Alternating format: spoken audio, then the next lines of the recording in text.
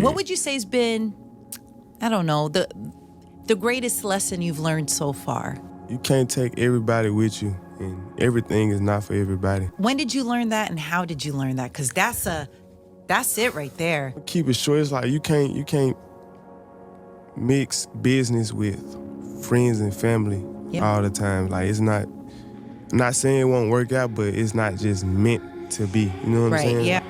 I let business be business. And then, like, far as like situations, like, you can't take this group of friends, you know what I'm saying, to this type of situation, because you got this type of friends that already adapted and, you know what I'm saying, move like this situation.